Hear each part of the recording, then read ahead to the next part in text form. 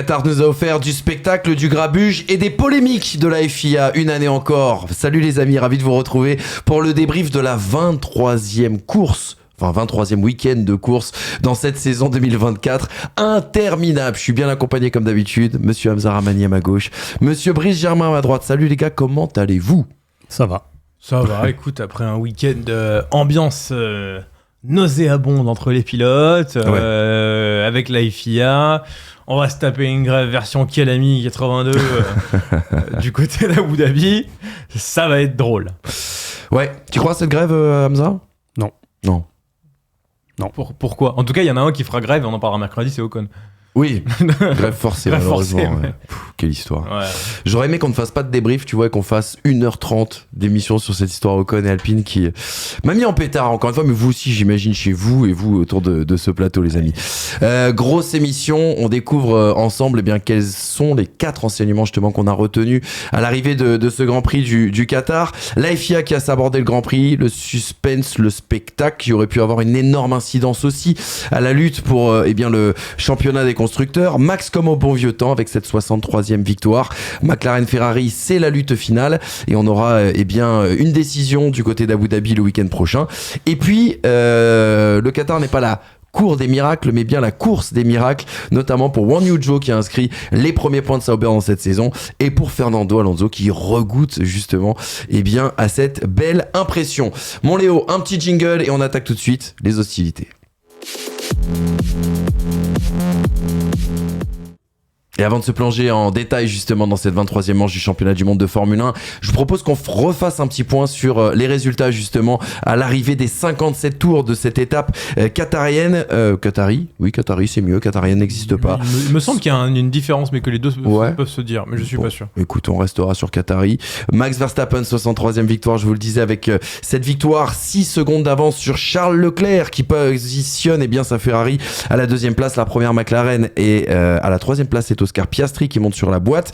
George Russell 4e, le premier français, une Alpine dans le top 5 avec la présence de Pierre Gasly, Carlos Sainz 6e, Alonso 7, Guan Yu Zhou 8, Magnussen qui a fait une course extraordinaire, on n'en parlera pas aujourd'hui mais qui nous a offert de très jolis moves qui terminent dans les points à la 9e place, et puis Lando Norris, on va y revenir, qui a été pénalisé et qui a réussi à remonter dans ce top 10. La FIA qui visiblement est pas capable de capter un passage par les stands sous safety car comme autre chose qu'un pit stop.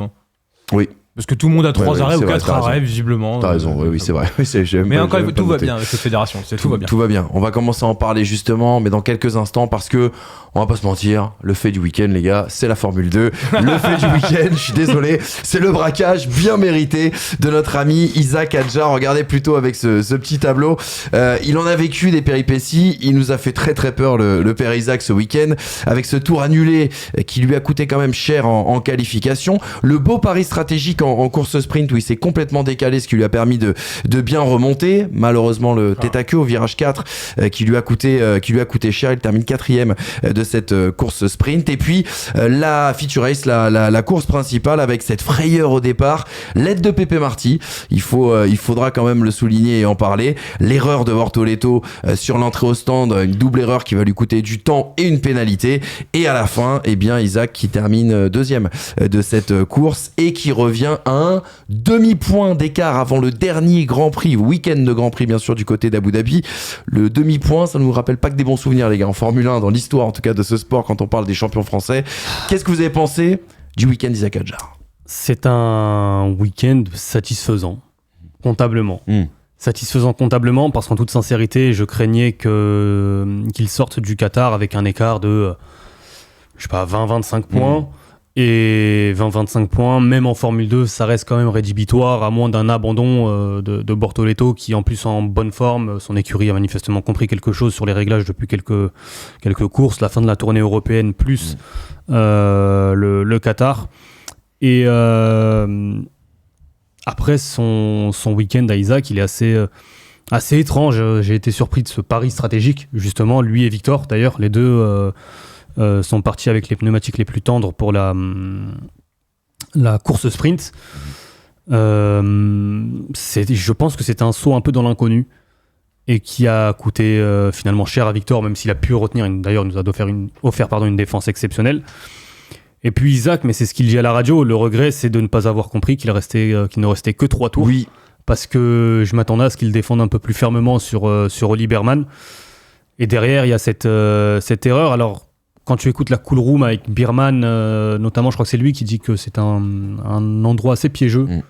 Il y avait les voitures glissaient. Donc, je ne sais pas si c'est la conséquence aussi de ce choix pneumatique qui arrive à ce tête à queue, mais... On l'en veut en F1 avec des pneus neufs aussi, hein, donc... Ouais, mais... Pépé Marty sort au même endroit, je crois, en course principale. Quand tu sors finalement de cette course sprint, tu te dis...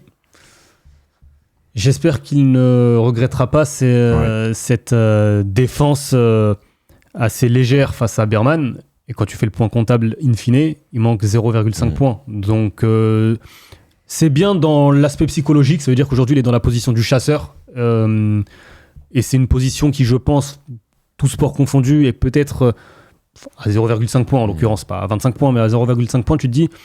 Psychologiquement, ça peut mettre une pression supplémentaire sur l'autre pilote, en l'occurrence Bortoleto. Maintenant, il va aussi falloir réaliser une grande course, parce que la course principale, il y a la réussite qu'il n'a pas eu à Monza sur la voiture de sécurité, la réussite qu'il n'a pas eu en début de saison sur les problèmes mécaniques, la réussite sur la voiture de sécurité à Monaco, effectivement. Mais... Et le crash avec Bortoleto à Bahreïn aussi. Aussi, oui. Mais à la fin, quand même, on se rend compte que lorsqu'il est dans le sillage des meilleurs, il arrive à tenir le rythme. Tu vois, donc aujourd'hui, la difficulté pour Isaac avec cette monoplace, c'est de dépasser lorsqu'il est dans le peloton. Mais lorsqu'il est dans le rythme de Aaron ou de Bortoleto, bah, il parvient à tenir.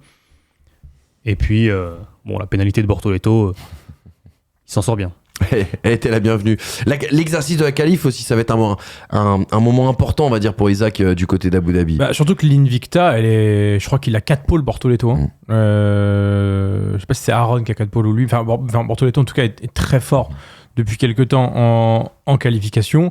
Que la Campos, en rythme pur de qualification, c'est pas la plus rapide. Et c'est aussi le pari d'Isaac de pas vouloir être dans un top team pour pouvoir davantage de pouvoir davantage se montrer dans un midfield. Je me souviens de ce que nous disait Isaac en début de saison. Il disait, moi, tant que je suis devant des mecs qui ont un numéro plus haut que le mien, ça veut dire que je fais au-delà de mon taf. Bah, il le fait au-delà de son taf, hein, visiblement. Oui, la qualification va être importante. Après, Abu Dhabi, c'est un circuit qui réussit à Campos, un circuit qui réussit à Isaac. Donc, a priori, il y a quand même beaucoup de voyants qui seront au vert pour Abu Dhabi. Et le demi-point d'écart, oui, psychologiquement, il existe, mais sincèrement, c'est celui qui terminera devant l'autre. Donc, sur 2 courses, certes, mais aujourd'hui, les compteurs sont à 0. Et en termes de gestion émotionnelle, c'est là que Isaac va devoir nous montrer qui peut le faire. Théo l'a fait l'année dernière en étant dans une situation très inconfortable après la sprint et après la qualification. Où il était chassé, lui, avant Abu Dhabi. Et où après la qualification, ça sentait très mauvais quand même. Je crois qu'il partait 12 ou 13e, quelque chose comme ça, du Grand Prix. Là, Isaac, il a toutes les cartes en main pour aller chercher ce titre et nous faire un back-to-back de Frenchie. Cette fois-ci, peut-être avec plus de réussite. On espère. Pour un baquet en Formule 1. Tout en sachant que, manifestement, sa place potentielle en Formule 1 n'est absolument pas dépendante de son titre. Non, complètement. Mais ça reste sur le papier, en palmarès, et ce serait sympa d'avoir un titre quand même. Ouais, clairement. C'est juste qu'il ait du roulage si jamais l'année prochaine, quoi. Si jamais il l'a pas. En fait, ce qui est terrible, c'est que s'il n'est pas titré là, cette année, qu'est-ce qu'on retiendra de cette saison ? Parce qu'il a, on l'a dit et redit sur ce plateau, il a archi dominé dans l'impression, en tout cas, cet exercice 2024. Non, puis, encore une fois, le nombre de malchance qu'il a en début de saison, c'est délirant, quoi. Et tu sais, là, je repense aux nombreuses critiques qu'a pu avoir Théo Pourchaire l'année dernière sur sa saison de F2, mais Bortoleto, c'est la saison de Pourchaire. C'est la même. C'est exactement la même. Alors lui, il a 2 victoires en l'occurrence, mais en termes de régularité, les fameux points Intermédiaire si cher à Brice Germain et Enzo Ferrari, je sais pas qui a inspiré l'autre.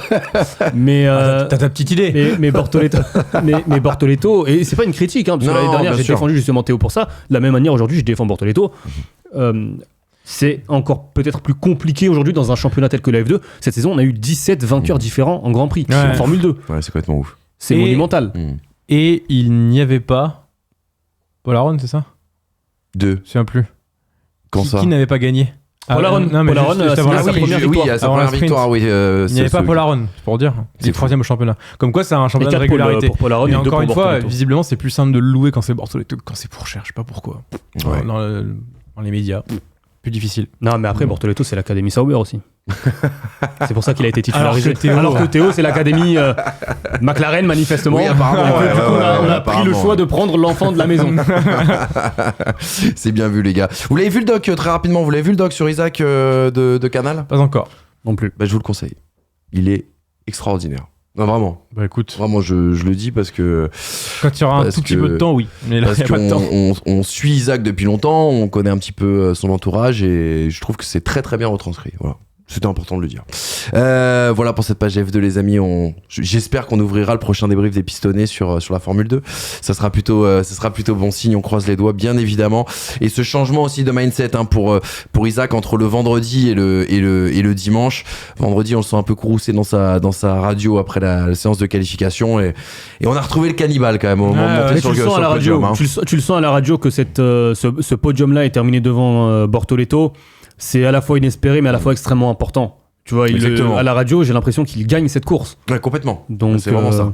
C'est vraiment ça. Bon, écoutez. Bah, il gagne sa course. Et puis Quand, à signaler aussi le comportement exemplaire de Pepe Marti, qui Incroyable. retient Bortoleto et qui laisse il a passer fait Sergio Isaac. Pérez. He's a legend. Il laisse passer Isaac dès que possible, contrairement à Kouchmaini. Alors encore C'est une fois, la vrai, F2 oui, c'est un t'as raison. championnat Mais différent. Kouchmaini, il est rentré au stand. Oui, mais il a laissé un tour et je pense qu'on l'a fait rentrer au stand à ce moment-là pour laisser Bortoleto. Mais ce que je veux dire, c'est qu'encore une fois, la F2 est un championnat particulier.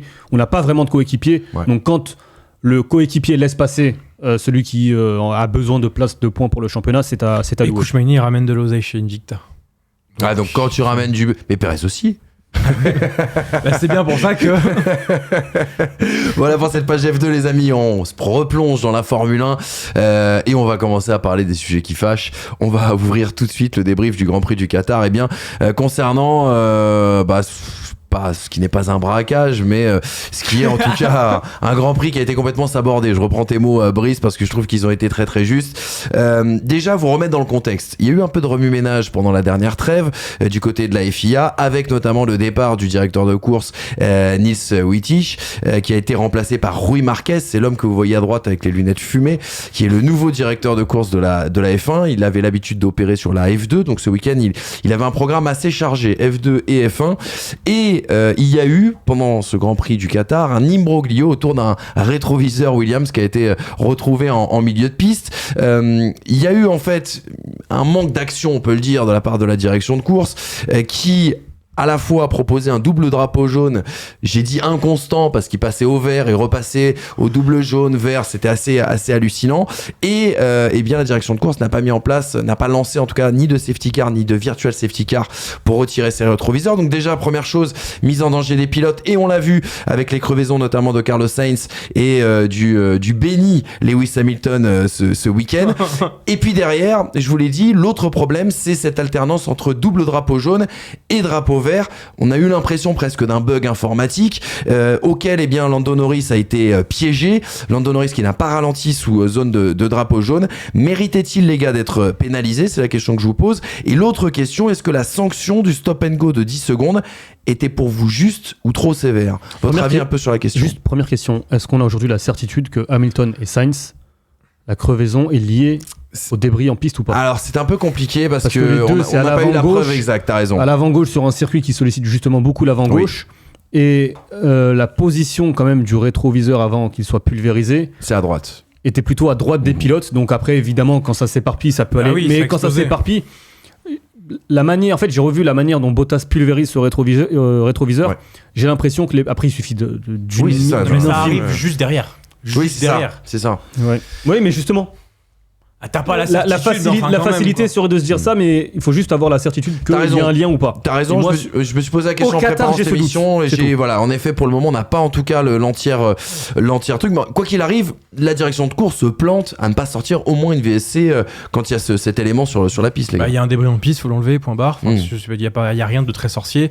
Et se dire que le rétroviseur est hors trajectoire, c'est nier le fait que c'est le seul endroit où tu dépasses. Mhm. Ou que tu t'écartes pour laisser passer, comme pour le Bottas en l'occurrence, pour laisser passer un concurrent sous drapeau bleu. Donc, s'ils se sont dit c'est hors trajectoire, c'est con. Et s'ils se sont dit que c'était pas dangereux, encore une fois, c'est con aussi. Donc, au final, ça a sabordé la course de Sainz, ça a sabordé la course d'Hamilton, et ça a sabordé également la course des McLaren, puisque les McLaren comptaient sur cette fin de relais pour avoir cet avantage pneumatique qu'ils ont toujours en fin de relais. Parce que sur les médiums, la Red Bull se défend toujours par rapport à la McLaren. C'est toujours sur les durs qu'elle se défend moins. Et généralement, Norris porte son attaque en fin de relais en médium pour derrière s'envoler en dur. Donc, après ça, effectivement, la course était sabordée par le fait que la FIA a pris une mauvaise décision de façon générale. Derrière, effectivement, il y a ce drapeau jaune qui est complètement lunaire. Il y a une dizaine de changements d'état de la piste en l'espace de 4 ou 5 secondes. Si vous regardez la direction de course, vous voyez ces choses-là arriver là, seconde après seconde. Drapeau vert, DRS autorisé, drapeau jaune, double drapeau jaune, drapeau DRS interdit, et drapeau vert. Et ça n'arrête pas de rouler comme ça.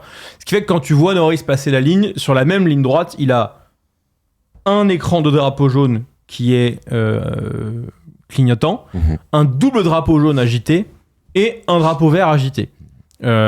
Sur cet espace-là. Maintenant, effectivement, la logique voudrait que quand tu vois le double drapeau jaune agité, dans tous les cas, tu ralentis. On rappelle le règlement, c'est le drapeau qui fait foi avant tout. Complètement. Avant le drapeau agité avant l'écran. Tout à fait, avant les écrans. Et de fait, là où je ne peux pas donner raison à Lando Norris, c'est que les 19 autres ont compris ça. Alors, là aussi un point, il n'y en a pas 19 qui sont passés à ce moment-là par ce double drapeau jaune, il y en a je crois 6. D'accord. Il y a dans ce secteur-là, il y a que les 5 premiers plus Bottas qui étaient retardataires. Mais dans tous les cas, il est le seul à pas avoir ralenti. Exactement, c'est Norris. Tous les autres ont soit levé le pied de manière significative. À la télémétrie, Lando Norris est. On l'a d'ailleurs la télémétrie, si vous pouvez nous l'afficher, les gars. 25 et 35 km/h. Plus rapide qu'à peu près tout le monde. Ouais, Notre copain, le F1 Whisperer, faut le citer, c'est lui qui a sorti la télémétrie hier. Donc là, la télémétrie de Lando Norris, vous la voyez tout en haut à ce passage. Ouais. Donc c'est la fin de l'accélération sur la ligne droite et vous voyez la grosse différence quand tout le monde a levé le pied. Donc dans tous les cas, on voit Norris en orange, on voit Verstappen en bleu et on voit justement sur le graphique du haut la vitesse donc en km/h. On voit que Norris du coup il est à fond jusqu'au bout et on voit Verstappen il y a une différence quand même de une trentaine de km/h à la fin entre Lando Norris et Max Verstappen. Mais que Verstappen lâche et que les autres sont à une vitesse de VSC, c'est-à-dire qu'ils arrivent plus tard que sur la ligne droite et du coup ils sont déjà à une vitesse entre guillemets de secteur drapeau jaune où ils se maintiennent à la même vitesse. Et ce qui est intéressant, c'est que j'ai aussi regardé la caméra embarquée en tout cas il y a eu un décryptage sur Sky Sport justement où il montre la caméra embarquée de Norris d'abord puis de Verstappen. Et Verstappen, c'est la conclusion d'Anthony Davidson, c'est pour ça qu'il est quadruple champion du monde. Verstappen, il ne voit pas, parce qu'à ce moment-là, ce n'est pas affiché, sur l'écran à gauche, le drapeau jaune n'est pas affiché. Lui, il voit le double drapeau jaune seulement. D'accord. Et c'est suffisant pour lui pour se dire, je vais ralentir de manière significative. En tout cas, je vais lever le pied. Oui, alors... peut-être une meilleure vue, mais non, mais en fait, ce que je veux mettre en avant là, c'est que là, t'as un pilote conscience des choses. Exactement, et il a cette faculté de prendre toutes les informations nécessaires à cette vitesse-là. Donc, on est à plus de 300 km/h. On le rappelle, à 105, c'était déjà compliqué pour toi. Oui, évidemment. Donc là, quand on est à 300 km/h, il prend toutes les informations nécessaires et ce fameux côté je joue avec le règlement, là il applique tout simplement le règlement. C'est la règle de base. Un enfant de 4 ans, lorsqu'il va faire un karting pour la première fois de sa vie, la première règle qu'on lui apprend, c'est le drapeau jaune. Ouais, et la première chose que son père lui dit derrière, c'est d'essayer de perdre le moins de temps possible sous le drapeau jaune aussi. Oui, ça c'est quand t'es dans la compétition, mais là je te parle de sécurité. Donc la sécurité à ce moment-là, j'entends la disproportion. Quant à la pénalité de Lando Norris, on peut estimer que le gain de temps en fait à ce moment-là de Norris, qui est de une demi-seconde à peine sur Verstappen, entre le gain de temps de Norris et la pénalité qui lui coûte 35 secondes facile. Exactement. Il y a quand même un monde entre ce qu'il a gagné et ce qu'il a perdu in fine. Maintenant, là, en l'occurrence, c'est binaire, c'est blanc ou noir. Et c'est l'application du règlement de sécurité, là, pour le coup. Non-respect du règlement en termes de sécurité. Et on ne peut pas, moi je lis et j'entends toutes les critiques par rapport à cette pénalité. Pour moi, cette pénalité est justifiée. Si le règlement dit que c'est un stop and go, c'est un stop and go qu'il faut appliquer. On ne rigole pas avec la sécurité. On ne peut pas venir tous les lundis en plateau ou tous les jours sur les réseaux sociaux la sécurité, on a perdu Jules Bianchi, Pierre Gasly est passé tout proche du drame l'année dernière à Suzuka, et le jour où justement on applique le règlement en termes de sécurité, ouais mais la pénalité elle est trop sévère pour un pilote qui n'a pas respecté les règles de sécurité. Voilà, on peut pas, soyons cohérents jusqu'au bout. Sûr, jusqu'au voilà, bout. encore une fois, j'entends le côté, c'est extrêmement sévère, mais malheureusement, c'est le seul des 6 des 7 à ne pas avoir respecté le double drapeau jaune. Une petite réaction, je te donne tout de suite la main, Brice. Double drapeau jaune, ce n'est pas drapeau jaune. Non, oui, bien évidemment. C'est une zone, bien sûr, de grand danger.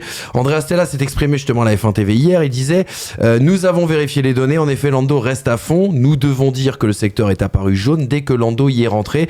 Mais la règle est très claire. Il faut lever le pied et il en va de la responsabilité du pilote de comprendre qu'il est dans un secteur jaune et qu'il doit ralentir. C'est par contre assez étrange que le drapeau jaune ait été déployé puis retiré alors qu'en fait la situation dans ce secteur était la même.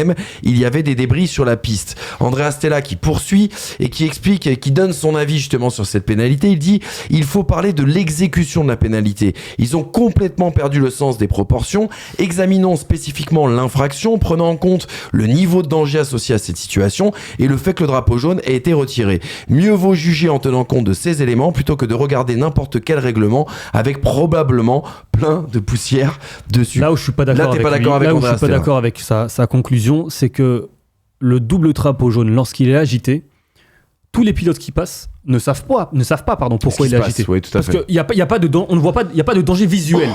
Les pilotes à ce moment-là ne voient pas une voiture arrêtée en bout de ligne droite sur le côté, donc on ne sait pas pourquoi il y a un double drapeau jaune. C'est évidemment pour moi plus problématique qu'un pilote qui voit. Je repense à Verstappen qui a été pénalisé en qualif au Mexique il y a quelques années, où il y a un drapeau jaune ou un double drapeau jaune, il continue son tour et finalement son tour est supprimé. Et lui il te dit bon, moi je vois ce qu'il y a, je juge que je peux aller à fond à ce moment-là, il n'y a pas de danger.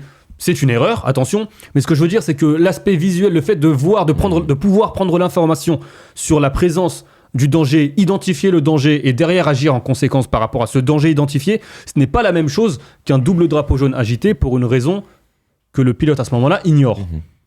Exactement. Brice, comment tu te situes toi sur, pas la priorité, sur cette pénalité? Oui, t'as raison. C'est pas la pénalité de Norris pour moi. Le problème, c'est la gestion, ce que disait Brice au début. De la safety car et de la virtual safety car. Alors Hamza il t'a coupé et résultat il n'y a pas de question, j'ai rien compris. T'as pas compris ce que tu m'as dit. D'accord, ok. Alors, attends, ça a fait un ping-pong là, j'ai pas compris. On va reprendre. Comment toi tu te situes sur la sanction et sur justement parce qu'il y a quand même une chose, je te fais une mini parenthèse, mais il y a aussi une zone d'ombre au moment où on enregistre cette émission, c'est qu'il devait y avoir une conférence de presse à 1h du matin, heure qatarienne, on va y arriver, heure du Qatar hier. Et cette conférence de presse a été reportée officiellement à la matinée au Qatar à Losail, mais au moment où on s'est réveillé, il n'y a pas eu de conférence de presse. Donc on n'a pas d'explication sur un éventuel dysfonctionnement, en tout cas, de l'affichage de ce drapeau jaune. Ouais, en fait, c'est le problème quand l'informatique merde. Hein. Dans tous les cas, on s'en souvient à Hongrie en 2009, on n'avait pas de qualif, les temps étaient notés au crayon. Je vous rappelle. Je me souviens des pilotes, c'était incroyable. Ouais. C'est fou, ça. 22-2. Ok, so first. C'était qui C'était Alonso qui s'en occupait. C'était Alonso qui allait, ouais. Avec le gars qui s'occupe de la pesée, là. Il était en train de noter au crayon à papier les temps. Et je crois qu'il regardait sur les dashboards, hein, en plus. Ah, c'était incroyable. T'avais pas le choix. Ouais, mais t'as raison sur l'informatique. Et puis... c'est quoi l'informatique? Excuse-moi, l'informatique c'était en F1 aussi. Verstappen, sur les 2 relances de safety car, on dit fin de la safety car, sauf que la lumière au-dessus de la voiture de sécurité ne s'est pas éteinte, ce qui a... Et Verstappen, il le dit, la première fois j'ai eu le doute. Je ne savais pas comment réagir et comment interpréter cette situation. Ah, ça, c'est plutôt la faute de Bernd Mailander pour le coup. Oui, mais du coup, si ça arrive 2 fois, si ça arrive 2 fois, je ne sais pas si c'est un problème technique ou si c'est lié à la personne dans la voiture de sécurité. On se rappelle que la règle avait changé. Vous vous rappelez de quand Winnie Harlow agite le drapeau, le mannequin du côté du Canada agite le drapeau à damier un tour trop tôt. La règle change après, c'est-à-dire qu'on part du principe que c'est plus le drapeau qui fait foi, mais que c'est justement les indications sur le volant et sur les panneaux électriques. Ils avaient changé la règle et le problème c'est que le système a planté. Alors je pourrais plus vous redire le Grand Prix, mais le système a planté et du coup ils sont revenus à la fameuse règle que tu expliquais, c'est-à-dire le drapeau fait foi par rapport à tous les éléments. Il y a eu un Grand Prix, alors c'est peut-être le même dont on parle, je sais pas, mais il y a eu un Grand Prix où on ne savait pas quand était le dernier tour parce que on arrivait aux 3 heures d'événement. Verstappen champion, son 2e titre à Suzuka. Ah oui, t'as raison. Et il refaut un autre tour. C'est Suzuka 2022. Où en fait, Verstappen remporte son championnat. En fait, mais Final on savait Lap pas s'il avait gagné le championnat. Tout à fait. Ou c'est Martin Brundle qui lui apprend. On savait pas s'il avait gagné le championnat parce qu'il y avait une pénalité de Pérez ou de Leclerc. C'est pas ça. C'est genre juste, tu sais, quand t'avais 3 heures d'événement et qu'en fait on savait pas si c'était à la fin des 3 heures ou 3 heures plus un tour. Et qu'à ce moment-là, je me souviens, il y avait eu un. Et puis même informatiquement, il y avait marqué Final Lap, pas Final Lap. Exact. Personne ne savait, mais c'est comme là, j'arrivais pas à savoir en F2 qui avait le meilleur tour en course, si la règle était différente de la F1 ou pas, parce qu'on affichait le meilleur tour en course du côté de Luke Browning, il me semble, hors du top 10, et que du coup, en fait, on n'arrivait pas à se rendre compte si c'était du coup un point qui allait quand même revenir à Gabriel Bortoleto ou non. Enfin bref, il y a quand même eu un éclaircissement à faire sur pas mal de trucs, uniformiser aussi certaines choses, et informatiquement, effectivement, on ne peut pas en être que dépendant. Il faut admettre que l'informatique puisse faire des erreurs, et dans ce cas-là, il faut qu'on ait un plan B qui fasse foi, en l'occurrence, si les drapeaux jaunes doivent faire foi. Effectivement, là il n'y a rien à dire sur Lando Norris. Je rappelle aussi un problème d'informatique, moment où Ferrari avait mis son feu vert dans les stands et que ça avait coûté le titre à Felipe Massa à Singapour parce qu'il repart avec la sucette et que le feu était passé au vert trop tôt. Bref, il y a plein de trucs comme ça où au final on a besoin encore de confirmation humaine. Au niveau de la taille de la pénalité, je comprends qu'on ait mis ça pour des raisons de sécurité et je comprends qu'on ait mis une pénalité aussi grosse pour des raisons de sécurité.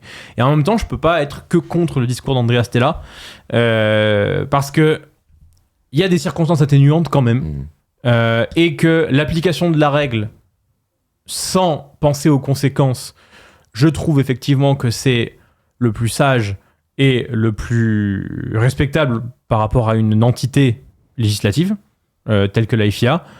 Mais par contre, ne pas tenir compte des circonstances atténuantes, je trouve ça un peu grossier, parce que, et là j'en appelle à ton avis Hamza, est-ce que si le titre n'avait pas... Bah si, bien sûr. Est-ce que si le titre n'avait pas été joué, ils auraient mis cette pénalité-là à Lando Norris?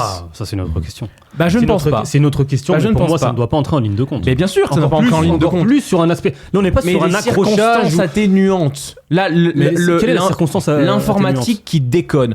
Est-ce que sur le dashboard de Lando Norris, on est bien d'accord qu'il est relié à l'informatique de la direction de course? Alors, personnellement, je n'en sais rien. Et je le pense. Je n'en sais rien. Et 2, les drapeaux font foi. Oui, bah écoute, si on était dans un cas de figure où les drapeaux n'existaient plus, là, je te rejoins sur les circonstances atténuantes. Encore une fois, la règle prioritaire, c'est drapeau. Oui, là, il y a un double drapeau jaune. Le règlement est clair, tu dois ralentir de manière significative. Mais qu'il ait une pénalité, c'est une chose. Qu'il en ait une si grosse, parce que c'est l'application, effectivement, d'un règlement. Pour autant, en fait, tu commets un crime, t'es puni pour ce crime. On prend en compte, avec un avocat, les circonstances qui ont amené à ce crime. Et tu as une peine qui est, en fonction des circonstances liées au crime, adaptée. Ça s'appelle normalement, justement, l'accusation et la défense. Là, en l'occurrence, on lui met 40 secondes de pénalité, concrètement. C'est 40, à peu près.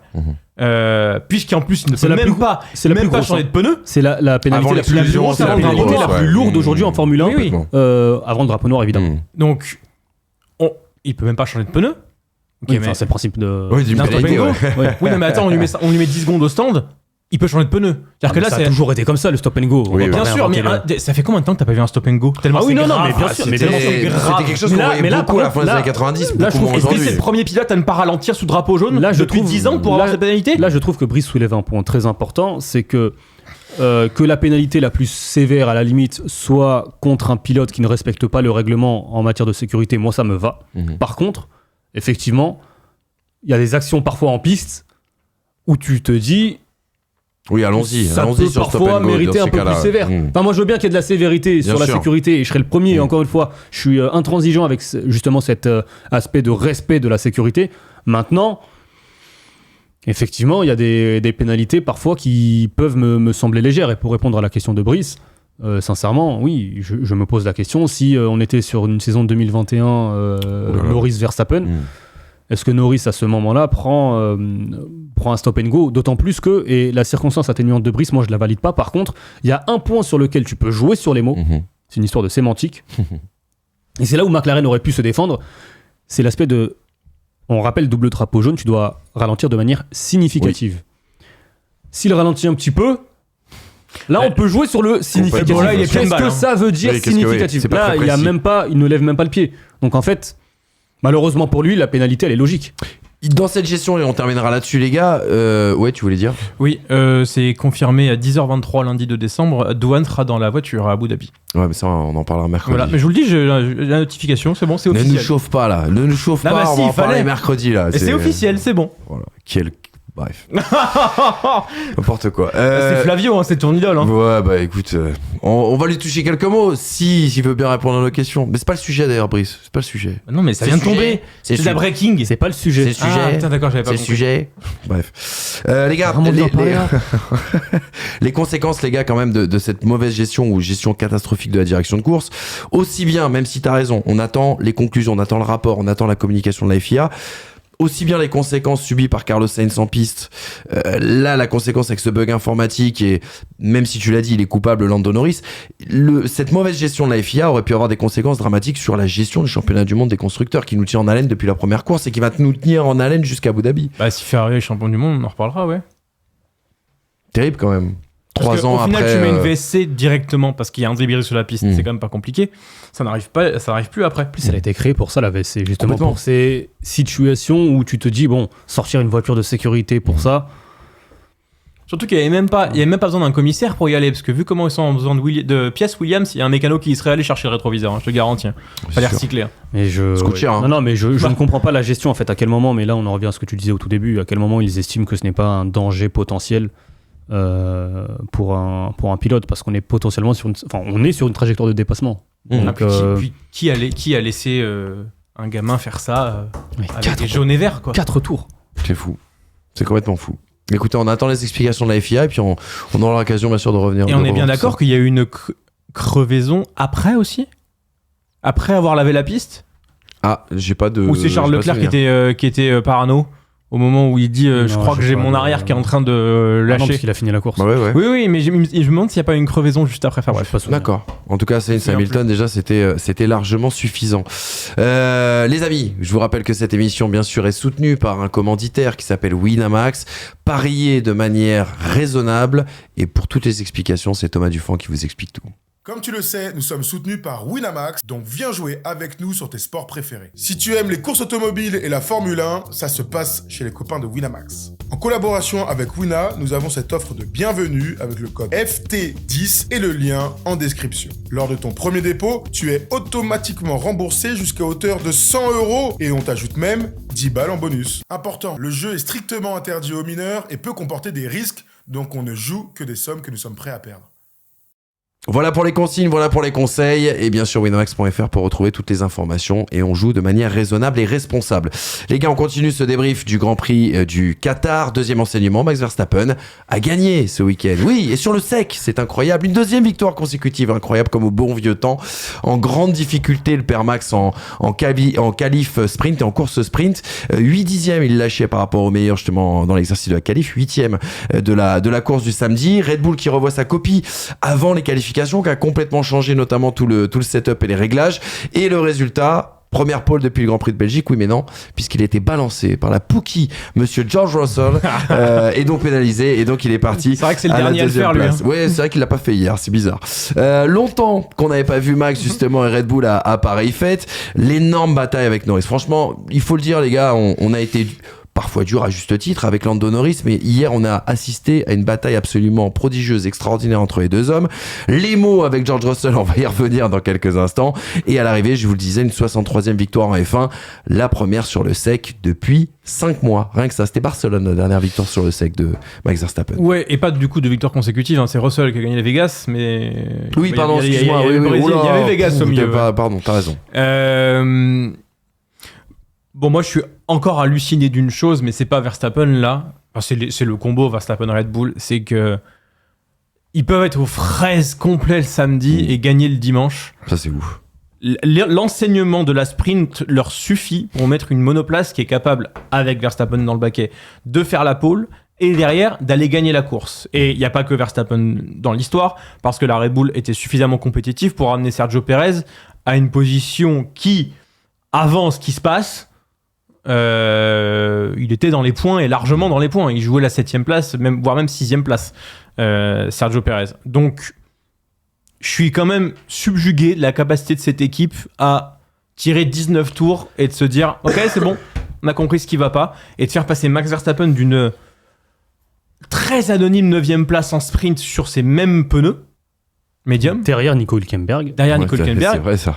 À une première position sur ces mêmes pneus médium à tenir Max Verstappen, Lando Norris, jusqu'à la fin d'un relais et arriver jusqu'à la pénalité de Lando Norris à rester devant lui. Est-ce qu'il serait resté devant lui jusqu'au bout ? Je ne sais pas, parce qu'on le sait, sur les durs, la McLaren quand même a un avantage et on l'avait vu commencer à se rapprocher. Alors certes, du coup, il y a le rapprochement dû au drapeau jaune, mais quand même, au moment où il reçoit la pénalité, j'ai l'impression que c'est le moment où il aurait pu tenter quelque chose. Et d'ailleurs, il tente quelque chose, encore une fois, sur l'extérieur. Il n'a visiblement pas compris que Max Verstappen, c'était le tout intérieur dans tous les cas. D'ailleurs, sur le départ, Max Verstappen, il fait un intérieur au virage 1 et un intérieur au virage 2, ce qui veut dire que du coup, il traverse la piste pour aller défendre ses intérieurs. Et à un moment donné, il va peut-être falloir apprendre de lui quand même, surtout sur les circuits qui n'ont pas de grip sur les extérieurs comme les circuits Après, la manœuvre, elle est belle quand même. Laquelle ? Celle de Norris sur Verstappen, c'est de ça que tu parlais. Ah oui, mais il passe pas. Oui, bien sûr, mais la tentative, tu peux la louer quand même. Elle est flamboyante. Il y a du panache. Mais on peut louer toutes les tentatives. Non, mais bon, les gars, quand même. Là, t'es dur. Là, franchement. En fait, je l'ai un peu. Il aurait fallu passer à l'intérieur. Oui, mais est-ce que c'est pas plus facile ? Tu parles du départ ? Non, au départ, il est à l'intérieur. Il part 3e. Non, oui, mais je parle de la tentative qu'il a après. Qui essaie de l'enrouler à l'extérieur. Ouais, mais. Et il se fait dicter sa loi de la même manière. Mais dur. Mais après, encore une fois, moi je veux bien, mais passer Max Verstappen, moi je pense qu'à la fin de saison, on fera une liste, le nombre de pilotes qui ont dépassé Verstappen à pneus, tu vois, plus ou moins équivalent en termes de performance. Depuis qu'il est chez Red Bull, je suis pas sûr que ça se compte sur les doigts de deux mains. Ou en tout cas, depuis 2021, depuis qu'il est en position de gagner, je suis pas sûr qu'il y en ait beaucoup. Tu vois. Moi, sincèrement, je n'attends pas de Lando Norris à ce qu'il me force. Ou ce qu'il me montre soumission, des dépassements d'anthologie sur un Max Verstappen qui est franchement très compliqué de dépasser. Tu le vois sur le départ, le rival numéro 1 à ce moment là c'est George Russell. Peut-être qu'il l'avait aussi là par rapport à ce qui s'était passé. Il l'avait parce que de toute façon il le dit et on a vu paraît-il lors de la pas la reconnaissance pardon excuse-moi le tour le tour avec le car là, la parade, voilà. La parade des pilotes, paraît-il c'était assez chaud entre les deux. Il a emmené Russell là où il voulait, donc loin à l'extérieur, et c'est là où je louais justement l'intelligence de Norris qui a compris comment réfléchissait Max Verstappen. Du coup, il a ralenti un peu plus tôt, il a voulu passer à l'intérieur, ce n'est pas passé. Après sur oui, mais après sur l'autre tentative, moi j'en connais d'autres face à Verstappen qui sont restés sagement derrière en Barcelone en 2016 par exemple. Tu vois. Donc on se retrouve dans une situation. Non, mais plus sérieusement, Lando Norris. Ouais, sois sérieux, parce qu'en fait tu tailles pour rien. Là. Non, mais Lando Norris, moi franchement, il a tenté.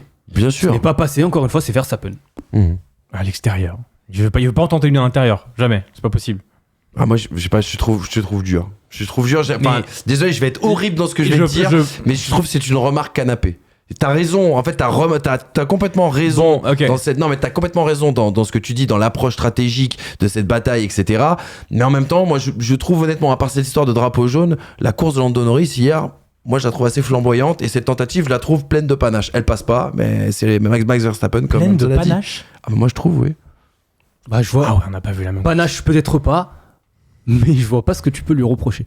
Moi, j'en aurais voulu à Norris de ne pas avoir tenté parce que c'est Verstappen. Basta. Il a tenté, ce n'est pas passé. Écoute, de toute façon, le duel, il a été tué par la Pena.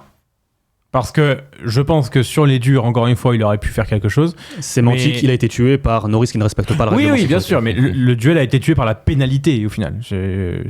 Mais je sais pas, je trouve que Verstappen l'a redit la semaine dernière.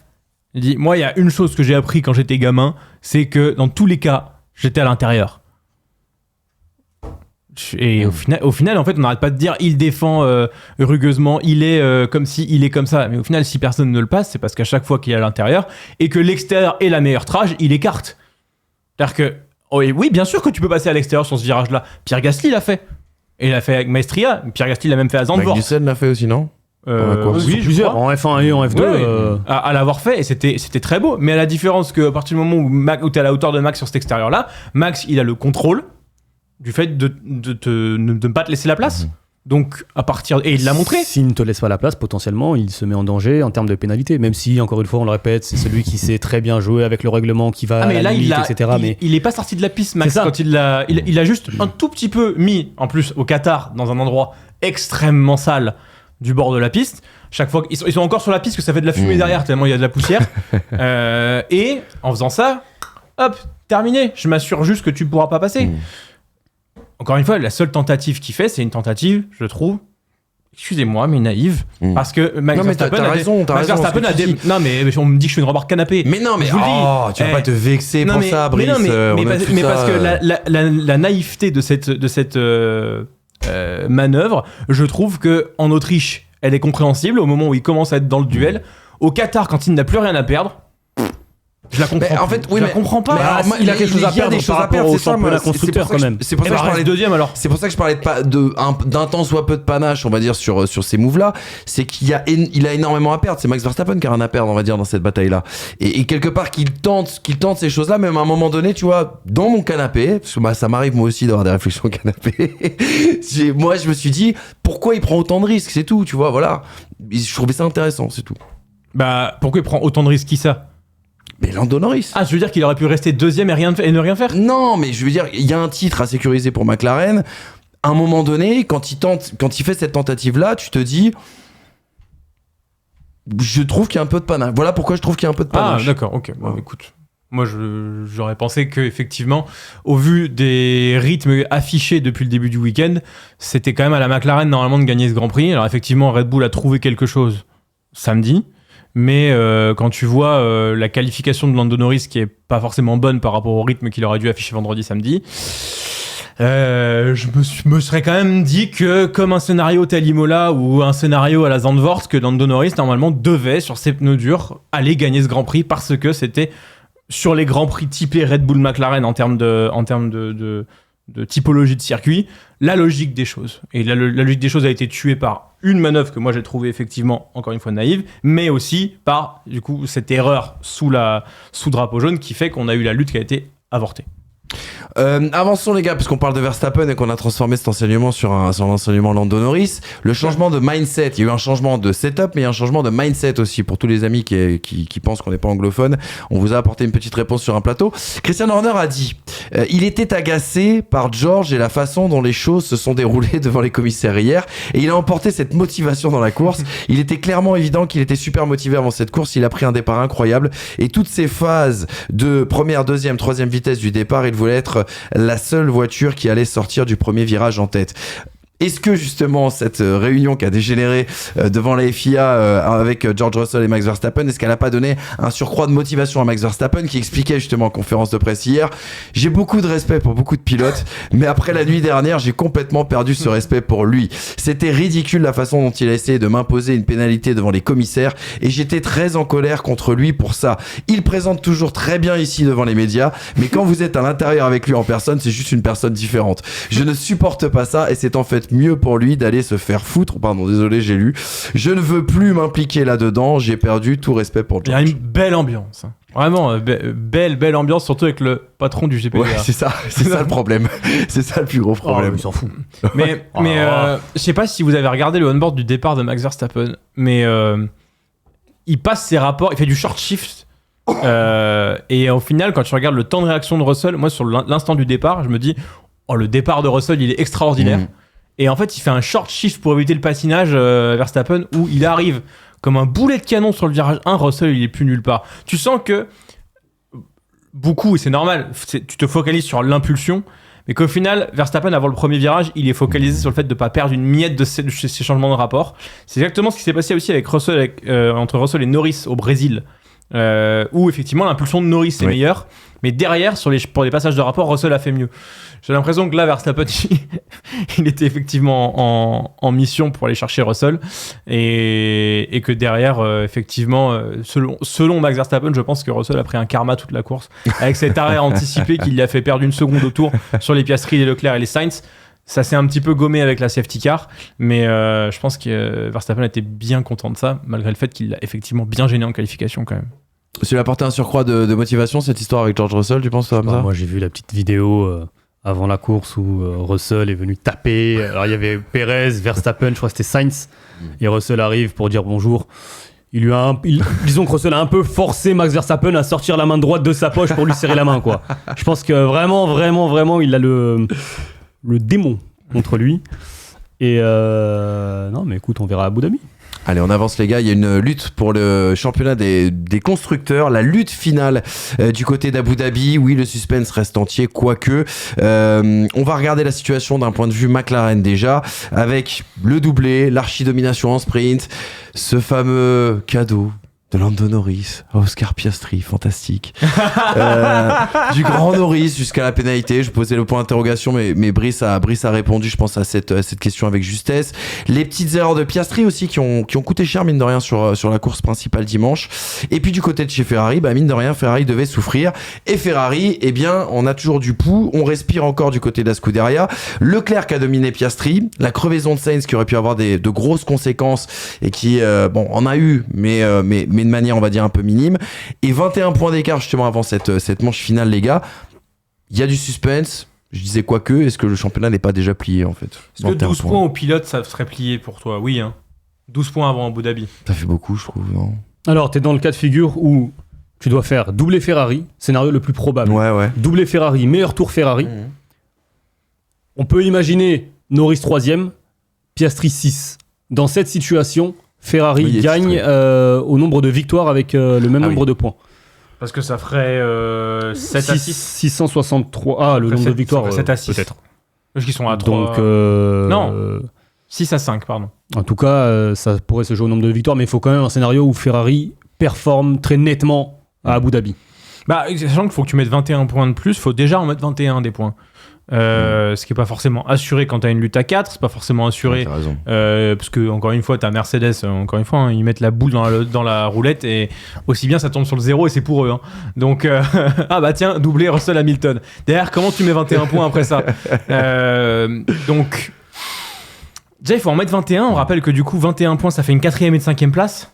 C'est-à-dire que c'est pas dégueu, quoi. Non, c'est vrai. Il faut déjà mettre 21 points et à partir de là, estimer que McLaren en met 0.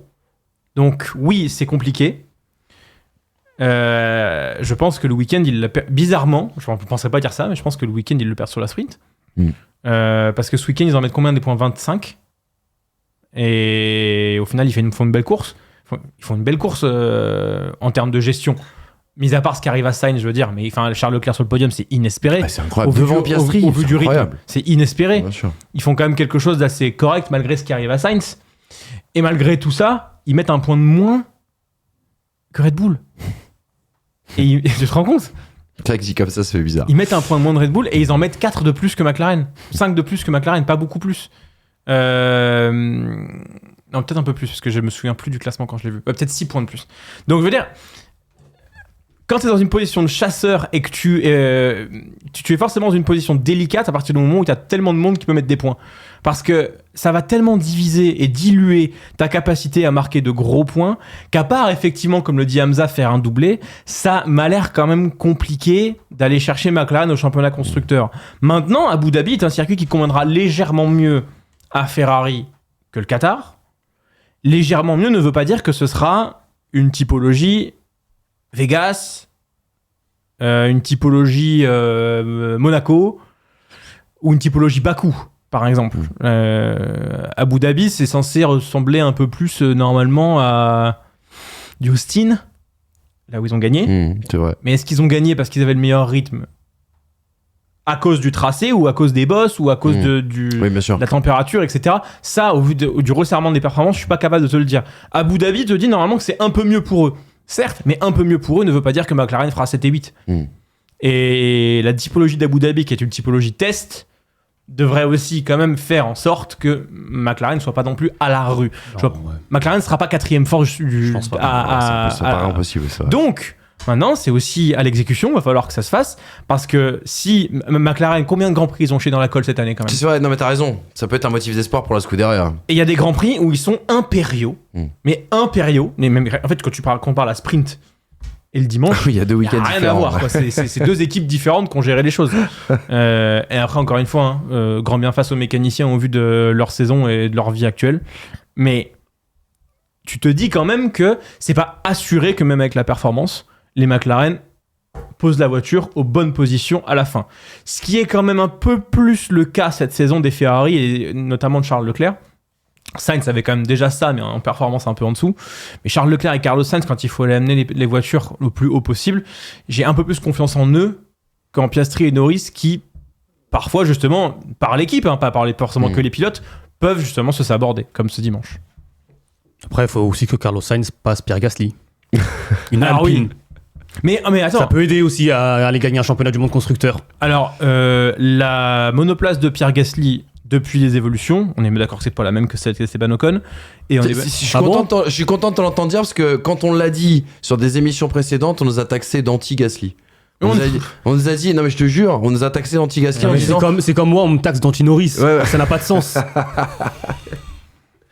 D'ailleurs, petit bonbon là. Esteban Ocon a unfollow Alpine sur Instagram. Alpine, yeah. Sur Instagram. Tu me donnes l'info du unfollow, alors je t'ai donné l'information qu'il est viré. Oui, non, mais unfollow, c'est que. Donne-moi la rumeur. Il y a peut-être quelque chose. Tu veux me donner la rumeur de Kylian Mbappé au Real Madrid aussi, non? Non, par contre, je peux t'en donner d'autres.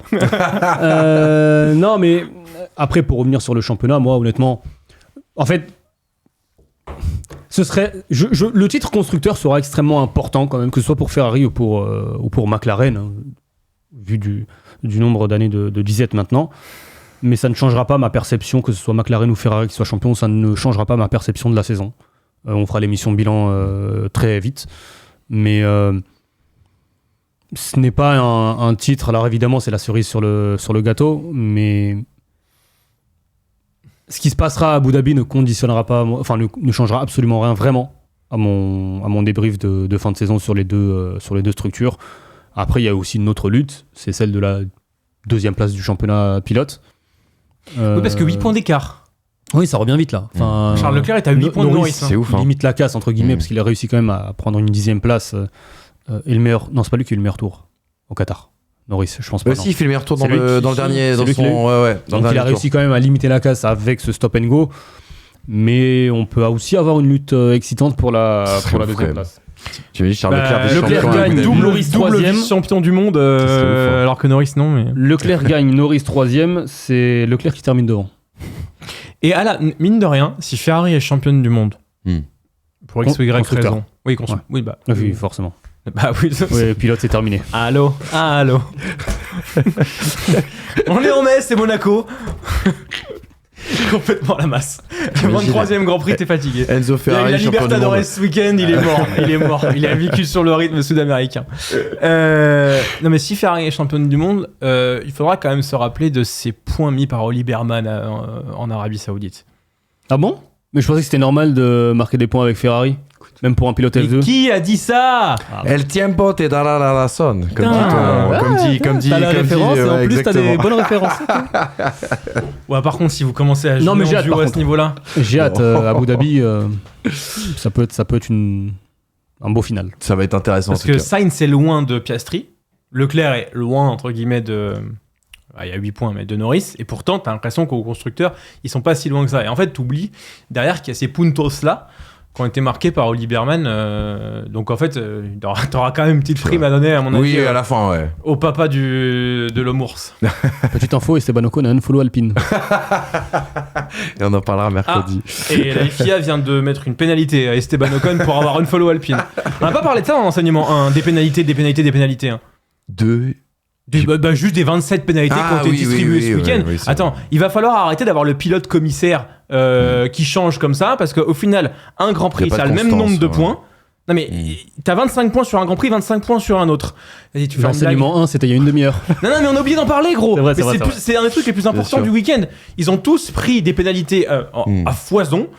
Esteban Ocon n'en a pas pris, ce qui est quand même incroyable pour le coup cette fois-ci. Ah, il s'arrête au virage 1 en même temps. Ah oui. C'est pas fou. Il aurait pu en prendre une pour pas avoir passé Au le virage. virage 1 du tour 1. Non mais il aurait pu en prendre une pour ne pas avoir Terrible. passé le virage 1 parce que visiblement il pénalisait à peu près tout. Ah t'as ouvert une canette, pénalité. Donc non mais attends, ils ont pénalisé. Combien de pénalités il y a eu 11, 12 Non, c'est n'importe quoi. Ils ont dit qu'ils s'expliqueraient sur les pénalités, on attend encore. Et encore une fois, un Grand Prix, c'est 25 points. L'Australie vaut autant que le Qatar. Si ce n'est pas le même pilote commissaire ou la même personne qui prend les décisions ne seront pas les mêmes et une manœuvre sera sanctionnée différemment. Mettez à minima, pour ceux qui gèrent les pénalités, des commissaires professionnels. Je te parle pas des commissaires de piste, je te parle de commissaires de course. Parce que si on juge des manœuvres différemment à chaque fois, il suffit juste d'aller se rencarder sur qui est commissaire ce week-end. Comme ça, tu sauras à peu près quel niveau tu dois jouer pour avoir ta pénalité ou non. Mais là, c'était n'importe quoi ce week-end. Rappelle, hein, N'importe quel move était pénalisé. La direction de course se charge de l'exécution des drapeaux. Les commissaires, le collège des commissaires course se charge des pénalités. Et Exactement. c'est l'alternance via d'anciens pilotes qui fait aussi cette inconstance. On a voulu mettre les pilotes et les anciens pilotes dans ce processus de décision parce que un pilote n'était jamais aussi bien compris qu'un autre pilote. Force est de constater qu'il y a quand même pas mal d'aigreurs. Déjà, c'est les anciens pilotes qui viennent faire ça. S'ils sont là en mode ouais, il y a pas que des champions du monde d'ailleurs. Voilà. Dire Emmanuel et Pierrot, il me semble qu'il était pas en lutte avec Senna, si tu veux. Tu vois. Donc je sais pas, et à un moment donné, il faudrait peut-être on sache, enfin, tu sais, on n'est même pas capable, nous, de prévoir quelle pénalité va y avoir pour n'importe quel move. Et ça, pour des gens qui analysent le sport, c'est pas normal. Mais c'est le souci des décisions qui sont non binaires quand tu as une interprétation qui peut être différente d'une course à l'autre. On a le problème en football, mais en Formule 1, tu peux vite le régler, comme tu l'as dit, avec cette très bonne solution, c'est que tu mets la même personne du début jusqu'à la fin de la saison. Je sais pourquoi tu souris. Et le mec au début, tu parlais de penalty Nice ou et le mec au début, Genre quand on t'attrape comme ça, quand t'écrases le pied, qu'il n'y a pas... Bon. Ah bah c'est un joueur qui a joué chez toi. Mais normalement en fait t'as un J'ai vu briefing sur au des début de saison avec le commissaire en question. Il te dit voilà, ça sera sanctionné comme ça comme ça. Des questions Max, rien. George, ouais ok. Donc du coup tu fais ça. Derrière ils peuvent pas dire qu'ils savent pas. Là c'est un nouveau mec qui vient nouveau. Ils sont 4 ou 5 à tourner. Tu sais le passif qu'ils ont avec certains, pas avec d'autres, machin et tout. Ouais, c'est un peu la foire. C'est un peu la foire quand même. Donc faut changer ça parce que là ils ont tous pris 20 pénalités et à la fin ça a de l'impact aussi sur les points au permis. Kevin Magnussen qui prend 2 points, qui se fait suspendre. Voilà, bref, c'est fini, au revoir. Alonso qui prend 3 points pour avoir tenté un dépassement. Ça c'est fou ça. 3 points en Chine pour avoir tenté un dépassement. Bah, je pense que c'est le même mec qui était au Qatar. Justement, on va en parler de Fernando Alonso, les gars, mais on va surtout parler de Guan Yu Zhou, on va surtout parler de Sauber. On n'a pas parlé de la saison, les gars. Et en même temps, Heureusement qu'il y a un 23e, un 24e Grand Prix. savais-tu que cette écurie s'appelait Steak? Oui, c'est vrai. J'avais un jeu de mots en plus hier qui m'est venu, mais je le ferai pas. Le steak je ferai n'est plus à chier. Oui, parce que c'est vrai qu'on en avait parlé avant la saison, on s'était dit, waouh, avec steak, on pourra faire plein de jeux de mots dans les titres et tout. Mais sauf que- non. Bah 19 et 20, donc bah non. Absolument Le pas. steak n'est plus à chier, voilà. Je vois pas ce qu'on peut faire de mieux que ça. Hein. Mais on a eu le droit, et c'est une très belle titraille encore une fois de ta part, à la course des miracles pour Guan Yu Zhou et Fernando Alonso. C'est vrai? Magnifique, bravo. Félicitations les gars. Guan Yu Zhou, brillant en qualification. Ah oui, il était P12, mais c'est brillant d'être P12 avec cette Sauber qui a mine de rien évolué. Il en a parlé, Guan Yu Zhou, qui a fait mieux que survivre d'ailleurs pendant cette course. Sauber qui a quand même le regret, même il y a un petit pincement au cœur pour Valtteri Bottas, qui aurait pu aussi intégrer ce top 10, mais empêché forcément par la remontée de Norris, et aussi empêché par le crash qu'il a eu un petit peu plus tôt dans cette course qui lui a coûté notamment des points d'aéro. Voilà. Zhou qui sauve l'honneur du coup, 1 an après les derniers points de Sauber, ça a dû être très très long. On rappelle que la dernière fois que Sauber a marqué des points, c'était au Qatar en 2023. Et puis le côté Alonso, le 400e Grand Prix d'Alonso qui a commencé en mode grincheux. Il m'a fait très très peur Alonso. Les 2-3 premières radios, je me suis dit oula, ça ressemble à 2015 ou 2016 tout ça. Et le moment, je sais pas si tu vois, où il coupe dans le fromage, où il passe complètement à l'extérieur. Ouais. Soi-disant, il avait perdu l'adhérence, mais je sentais un mec en roue libre totale à ce moment-là. Super slow in the straight. Bref, la stratégie quand même audacieuse pour rester bien sûr en médium du côté de Aston Martin, et puis les premiers points d'Aston depuis Singapour. Aston qui est quand même au fond du trou, et on ne parlera pas de Lance Stroll qui a encore fait une course dramatique, mais dont on ne parlera plus de ce garçon, comme on parlera plus d'Alpine. C'est vrai qu'elle plane c'était gratos, pardon. Elle plane c'est eux qui planent là, la direction ouais. du soleil là. Hein. C'est terrible.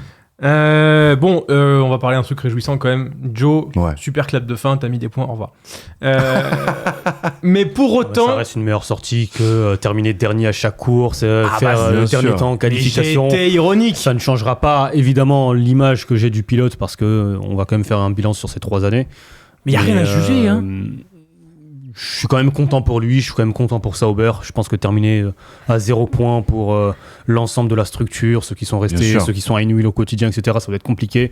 Tu termineras dernier, la saison elle est catastrophique quand même sportivement.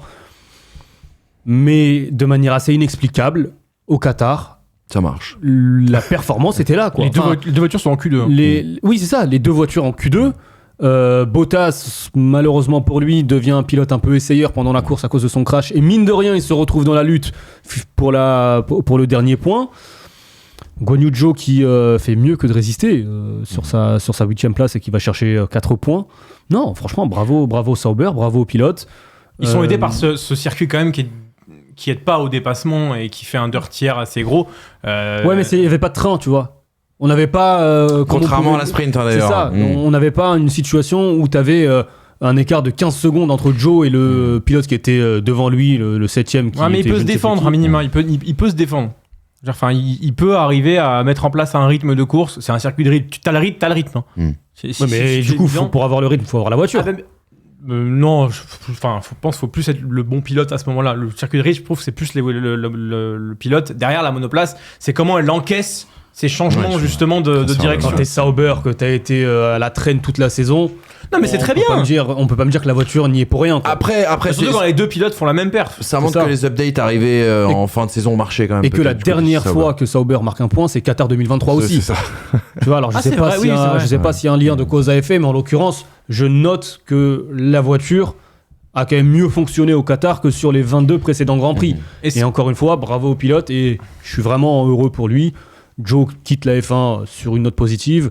Bottas, c'est le sens de la radio de Sauber, c'est quand même de dire à Bottas, on est désolé pour toi, mais merci pour le travail que tu as pu accomplir, parce que ça nous a vraiment aidé à aller chercher ces points. Merci Théo également, simulateur depuis 3 ans pour rien.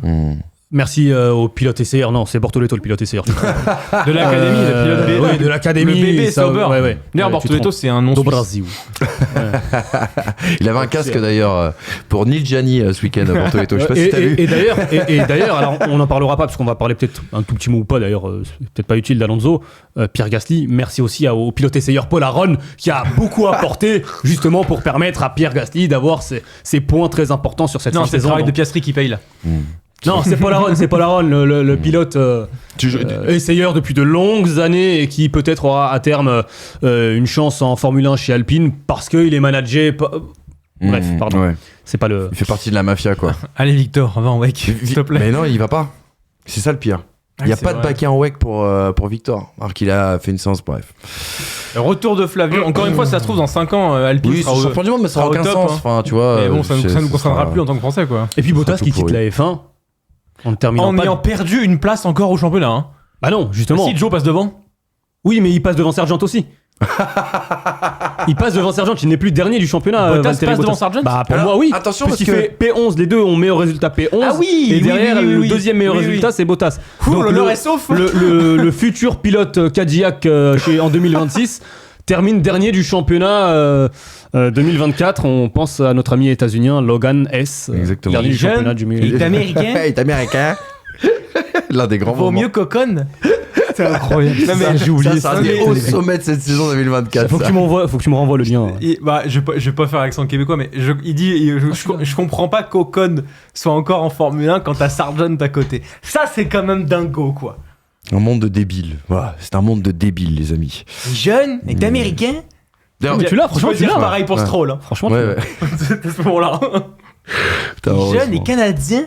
Heureusement qu'il n'y a pas des talks comme ça en France. On deviendrait fou, les amis. On deviendrait fou. Moi, je deviens déjà fou.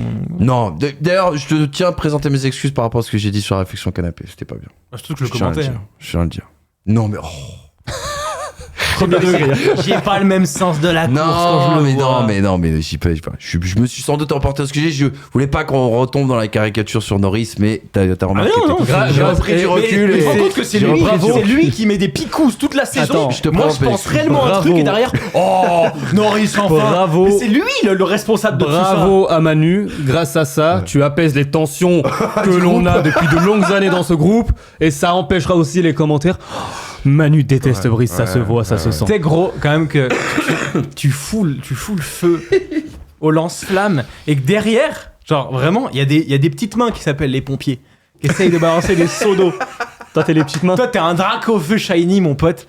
T'arrives comme ça, là. Oh, tiens, une baraque. Voilà. Allez. Et on rappelle que c'est pas Salamèche qui devient Dracofeu. Parce que je crois que j'avais dit ça. Non, c'était Bulbizarre, Florizarre il y a quelques années, ou je ne sais plus ce que j'avais. Carapuce en Bulbizarre ou Florizarre. Bref. Vous voyez les amis, les saisons à 24 Grands Prix, où est-ce que ça nous mène? On a fait une drôle d'émission aujourd'hui, j'espère que vous l'avez apprécié. Je peux pas vous faire... Pardon, excusez-moi. On oublie les classements, on fera le point à Abu Dhabi. On se projette la semaine mercredi sur Alpine. On vous souhaite de passer une bonne journée, surtout à l'écoute des Pistonnés, en podcast et en vidéo. On a fini, on a rien de très bien, Oui. Et mercredi, on fait quoi? Grande Flavio. Ouais, on va les démonter, gros. On va les démonter, là. C'est vrai. Salut les amis, à mercredi. Putain.